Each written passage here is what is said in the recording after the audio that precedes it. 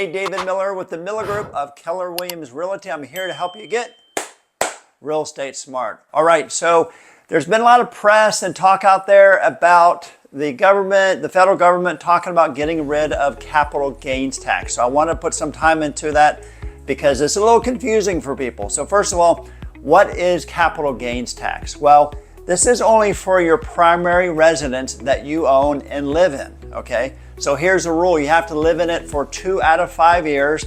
Has to be your primary residence. In Florida, that's called your homestead residence.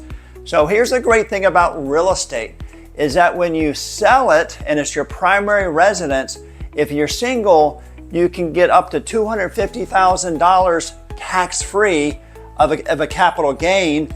And if you're married, it's up to $500,000 tax-free.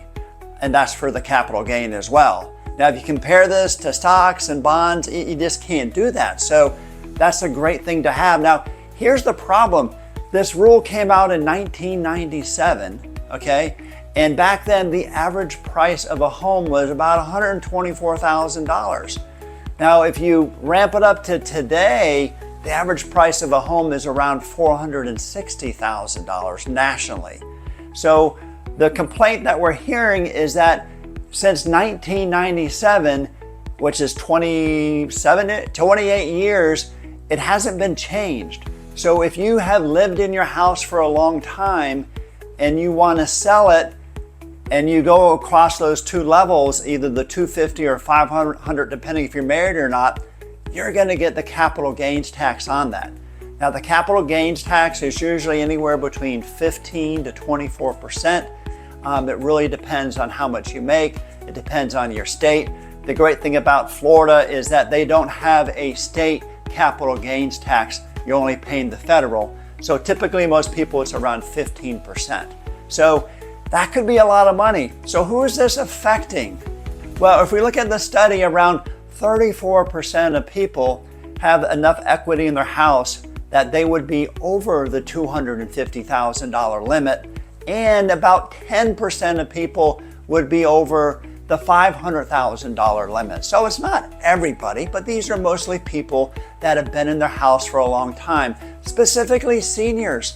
You know, how many times have you gone to grandma's house and she's been in that house for 30, 40, maybe 50 years?